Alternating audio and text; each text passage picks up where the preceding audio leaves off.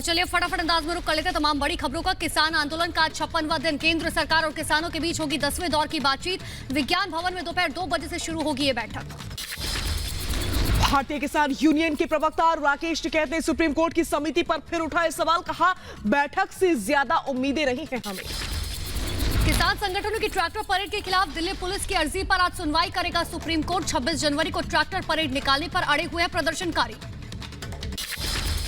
Tractor parade को लेकर के दिल्ली के सिंघू बॉर्डर पर किसान संगठनों की दिल्ली पुलिस के साथ बैठक। 26 जनवरी को ट्रैक्टर मार्च निकालने पर अब भी अड़े हैं अन्नदाता। कहा गणतंत्र दिवस पर रिंग रोड पर मोर्चा और मार्च करेंगे। किसान आंदोलन पर सुप्रीम कोर्ट की ओर से बनाई गई कमेटी की पहली बैठक में किसानों की तरफ से समस्या पर हुई चर्चा।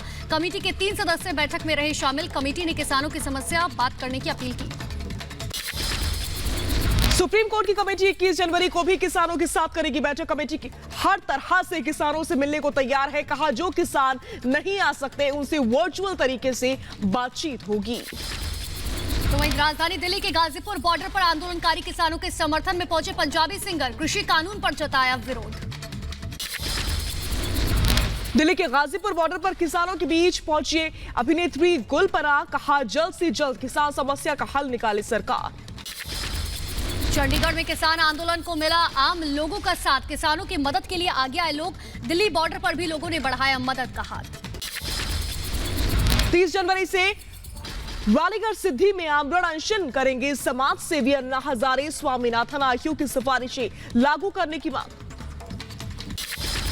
कृषि कानून के खिलाफ और किसानों के समर्थन में एमपी में करेगी कांग्रेस प्रदर्शन। पूर्व सीएम कमलनाथ के नेतृत्व में सड़क पर उतरेंगे कांग्रेसी कार्यकर्ता। प्रधानमंत्री आवास योजना के तहत यूपी के ग्रामीण लाभार्थियों के लिए रकम जारी करेंगे पीएम मोदी। कार्यक्रम में सीएम योगी भी मौजूद। वीडियो कॉन्फ्रेंसिंग से जुड़ेंगे पीएम मोदी। 6,10,000 लाभार्थियों के बीच बांटे जाएंगे 2,690 करोड़ रुपए। डिजिटल माध्यम के लाभार्थियों के खाते में भेजे जाएंगे पैसे। सिखों के 10वें गुरु गोविंद सिंह की जयंती आज 1966 में पटना साहिब में हुआ था। गुरु गोविंद सिंह का जन्म। गोविंद सिंह की जयंती सिख समुदाय प्रकाश पर्व के रूप में मनाते हैं। बीजेपी अध्यक्ष जेपी नड्डा के सवालों से भागे राहुल गांधी। कहा मैं किसी के सवालों से नहीं डरता। नड्डा मेरे प्रोफेसर नहीं है जिन्हें मैं जवाब दूं। बीजेपी अध्यक्ष जेपी नड्डा ने राहुल गांधी से पूछे थे 7 सवाल। चीन पर झूठ बोलना कब छोड़ेगी कांग्रेस पार्टी। कांग्रेस राज में किसान गरीब क्यों बने रहे। इन सवालों का राहुल ने कोई जवाब नहीं दिया। राहुल गांधी पर केंद्रीय मंत्री प्रकाश जावड़ेकर ने भी किया पलटवार। कहा नड्डा के सवालों से भागे राहुल। जिन्हें जवाब नहीं आता वो बहाना बनाते हैं। राहुल ने असभ्यता दिखाई। रिपब्लिक भारत की खबर का बड़ा असर हुआ है। चौतरफा विरोध की बात से विवादित सीन में बदलाव करेगी तांडव की टीम। कहा किसी की भावना को ठेस पहुंचाने का हमारा इरादा नहीं था।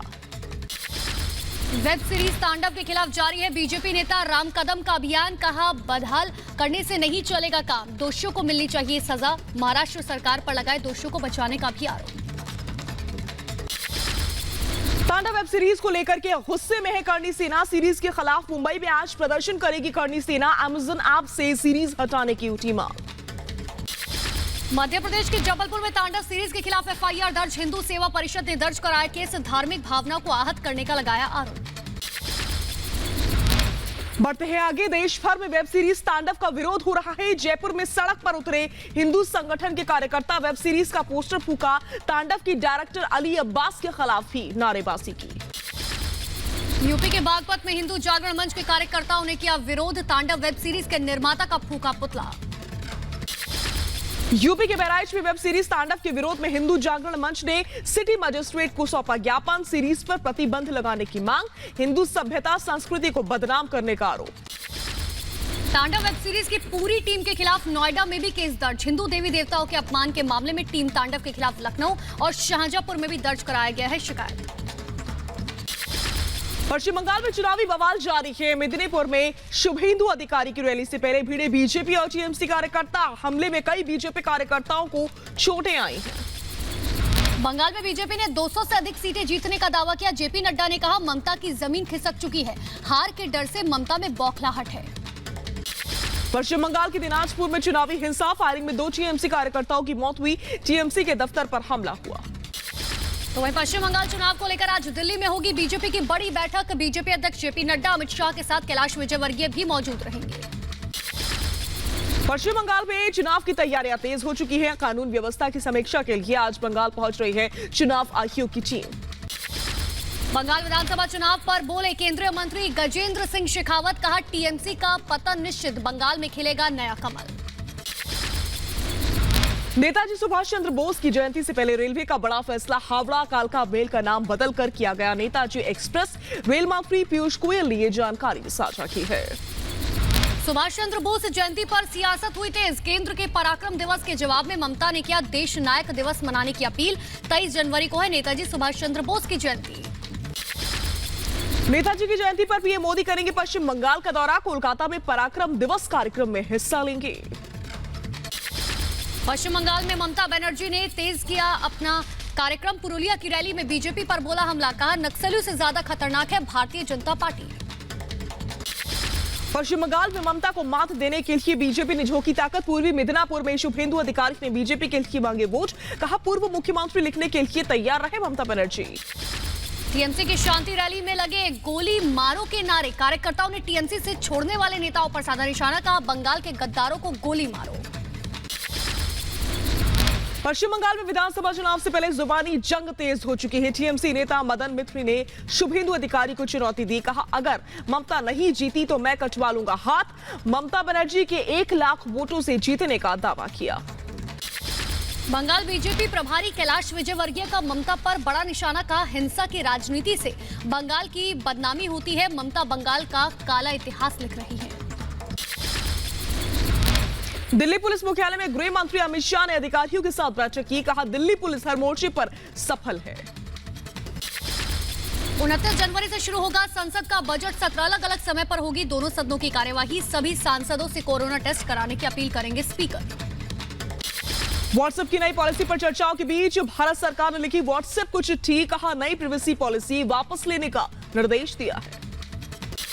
अरुणाचल में चीनी गांव की खबर पर ओवैसी ने सरकार पर साधा निशाना, कहा प्रधानमंत्री इस पर चुप क्यों, सरकार अपना रुख स्पष्ट करे।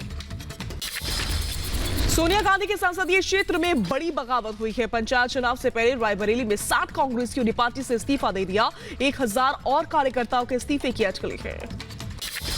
गुपकार गैंग में पड़ी फूट। पीपल्स कॉन्फ्रेंस के अध्यक्ष सज्जाद लोन का गुपकार ग्रुप से किनारा, कहा गुपकार से पीपल्स कॉन्फ्रेंस को हुआ काफी नुकसान। कल से यूपी के 2 दिन के दौरे पर रहेंगे बीजेपी अध्यक्ष जेपी नड्डा। अधिकारियों, सांसदों समेत कार्यकर्ताओं के साथ बैठक करेंगे। श्रीपद नाइक की जगह किरण रिजिजू को सौंपा गया आयुष मंत्रालय का अतिरिक्त प्रभार। सड़क हादसे में जख्मी हुए हैं श्रीपद नाइक। गोवा मेडिकल कॉलेज से डिस्चार्ज हुए केंद्रीय मंत्री श्रीपद नाइक 11 जनवरी को कर्नाटक में सड़क हादसे में घायल हो गए थे। दुर्घटना में उनकी पत्नी और निजी सहायक की मौत हो गई थी। संसद की कैंटीन में अब सांसदों को नहीं मिलेगा सब्सिडी वाला खाना। लोकसभा स्पीकर ओम बिरला ने सांसदों को कैंटीन के खाने पर दी जाने वाली सब्सिडी पर लगाई रोक। उधर योगी सरकार ने एक बार फिर से सौगात दी है। मुख्यमंत्री ने माध्यमिक स्कूलों में 436 प्रवक्ता और सहायक शिक्षकों को सीएम ने नियुक्ति पत्र सौंपा है। पोस्टिंग में मिलेगी वरीयता। सीएम योगी ने विधान परिषद में बनी गैलरी का भी किया उद्घाटन। गैलरी में लगी है देश के स्वतंत्रता सेनानी और साथ ही विधान परिषद के सभापति की तस्वीरें। लखनऊ विधानसभा में सावरकर की तस्वीर पर बवाल हुआ। कांग्रेस एमएलसी ने स्पीकर से तस्वीर हटाने की मांग की। दीपक सिंह ने कहा सावरकर की तस्वीर बीजेपी दफ्तर में लगाएं। विधान परिषद में सावरकर की तस्वीर पर अखिलेश यादव ने भी उठाए सवाल, का आजादी में किसका योगदान रहा है, इस पर बहस जरूर होनी चाहिए। सावरकर की तस्वीर पर सवाल उठाने वालों के डिप्टी सीएम केशव मौर्य ने जवाब दिया है। कहा सावरकर पर सवाल उठाकर कांग्रेस ने महान सेनानियों का अपमान किया। कांग्रेस की सोच को बताया स्वतंत्रता संग्राम सेनानियों के खिलाफ। सावरकर पर सियासत को लेकर यूपी सरकार के प्रवक्ता सिद्धार्थनाथ सिंह ने भी साधा कांग्रेस पर बड़ा निशाना। कहा कांग्रेस नेता और एमएलसी को इतिहास का बिल्कुल पता नहीं है। इंदिरा जी ने माना था सावरकर को राष्ट्र योद्धा, उनके नाम पर जारी किया था डाक टिकट। छपरा में रूपेश के परिजनों से मिले चिराग पासवान। चिराग ने रूपेश के परिवार की सुरक्षा और सरकारी नौकरी की मांग की। कानून व्यवस्था पर नीतीश सरकार को भी घेरा। बिहार के डीजीपी ने एयरपोर्ट पर पार्किंग के विवाद में रुपेश की हत्या की आशंका जताई। कहा, मर्डर के लिए बाहर से सुपारी किलर बुलाए गए थे। पुडुचेरी में उपराज्यपाल के खिलाफ सीएम नारायणसामी ने खोला मोर्चा। विधानसभा परिसर में किरण बेदी के खिलाफ प्रदर्शन हुआ। उपराज्यपाल से पद से हटाने की मांग हो रही है। अजमेर शरीफ दरगाह के प्रतिनिधि मंडल ने केंद्रीय अल्पसंख्यक मंत्री मुख्तार अब्बास नकवी से मुलाकात की। साथ ही अजमेर से दिल्ली आए प्रतिनिधि मंडल से कई मुद्दों पर चर्चा भी की गई।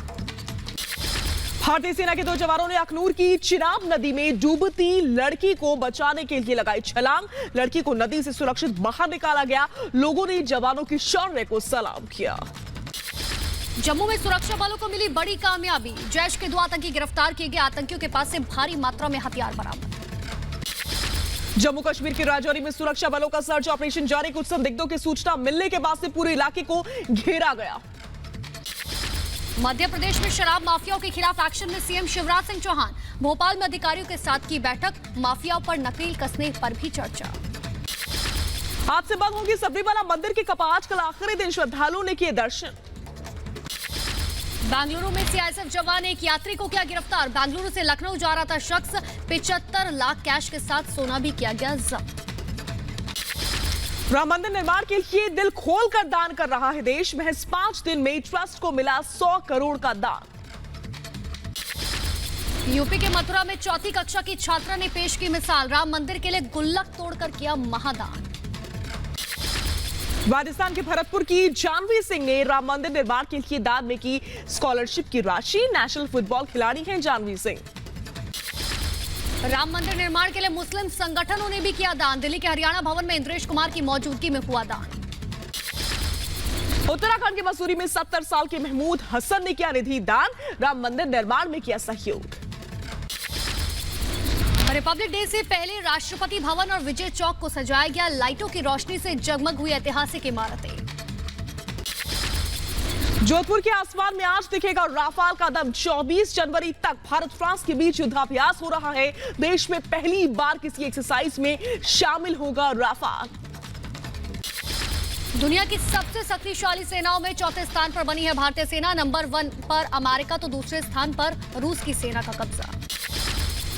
उत्तराखंड के उधम सिंह नगर टोल प्लाजा पर हंगामा हुआ। टोल टैक्स को लेकर के कार सवार युवकों और टोल प्लाजा कर्मचारियों में झड़प हो गई। मौके पर पहुंची पुलिस। कर्नाटक के बेंगलुरु में 6 आरोपी गिरफ्तार किए गए। ड्यूटी पर तैनात पुलिस से बदसलूकी करने का भी आरोप। लगभग 1 महीने से आरोपियों को तलाश कर रही थी पुलिस। जम्मू कश्मीर के शोपियां में अज्ञात शव मिलने से सनसनी फैल गई। शव को कब्जे में लेकर जांच में जुटी पुलिस। अब तक नहीं हो पाई है शिनाख्त। मध्य प्रदेश के बैतूल में हैवानियत की हदें हुई पार। नाबालिग से रेप के बाद नाले में जिंदा दफनाया गया। तलाश के दौरान परिवार को मिली लड़की गंभीर हालत में अस्पताल में कराया गया भर्ती। नेशनल रोड सेफ्टी अभियान के तहत जम्मू में भी चलाया गया जागरूकता कार्यक्रम। छात्रों को बताई गई ट्रैफिक नियमों के पालन से होने वाले फायदे। मध्य प्रदेश के होशंगाबाद के टाइगर रिजर्व का वीडियो हुआ वायरल। वीडियो में 2 बाघ शिकार का पीछा करते हुए आए नजर। हरियाणा में शीतलहर के चलते ठिठुरे लोग। आज भी घना कोहरा छाए रहने के आसार है। मौसम विभाग के अनुसार कई दिनों तक छाया रह सकता है कोहरा। देश में जोर पकड़ रहा है कोरोना वैक्सीनेशन अभियान। भारत बायोटेक से 45 लाख खुराक और खरीदेगी सरकार। कोरोना काल में मित्र देशों को भारत की सौगात। आज से भूटान, बांग्लादेश समेत 6 देशों में वैक्सीन निर्यात करेगा हिंदुस्तान। पीएम मोदी का ट्वीट। आने वाले दिनों में दूसरे देशों में भी होंगी टीके की सप्लाई। देश में अब तक 4,54,54,000 लोगों को दी गई कोरोना की वैक्सीन। सिर्फ 0.18 लोगों में दिखा साइड इफेक्ट। 16 जनवरी से शुरू हुआ वैक्सीनेशन अभियान। उत्तराखंड के सीएम त्रिवेंद्र सिंह रावत ने पीएम मोदी का जताया आभार। केंद्र सरकार ने उत्तराखंड को दिया 92,500 अतिरिक्त वैक्सीन का डोज। देश में कोरोना मरीजों की संख्या में गिरावट का दौर लगातार जारी। 24 घंटे में कोरोना के 10,064 नए मामले आए सामने। 137 मरीजों की हुई मौत। दिल्ली में भी कोरोना मरीजों की संख्या में लगातार गिरावट। पिछले 24 घंटे में 231 नए केस आए सामने। 10 लोगों की जान गई। तो वहीं राजधानी दिल्ली में फिर बड़ी बर्ड फ्लू की दहशत। लाल किले के आसपास 15 कौवों की मौत से मचा हड़कंप। जांच में बर्ड फ्लू की हुई पुष्टि। ऑस्ट्रेलिया में टीम इंडिया ने रचा इतिहास। भारत ने 3 विकेट से जीता Brisbane test. Border Gavaskar Trophy पर 2-1 से किया कब्जा। 7 विकेट के नुकसान पर हासिल किया 328 रनों का लक्ष्य।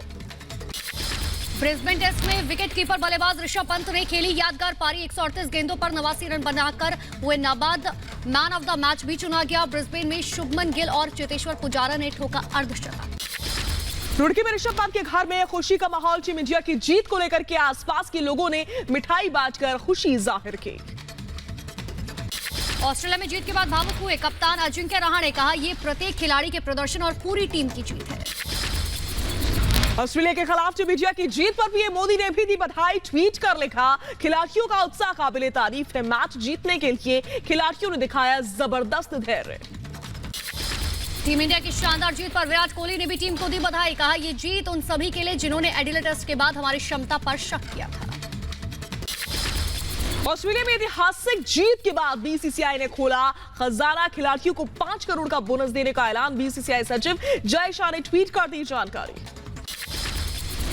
इंग्लैंड के खिलाफ 2 टेस्ट के लिए टीम इंडिया का ऐलान। विराट कोहली, हार्दिक पांड्या की वापसी, साथ ही जडेजा की जगह अक्षर पटेल को मिलेगा मौका।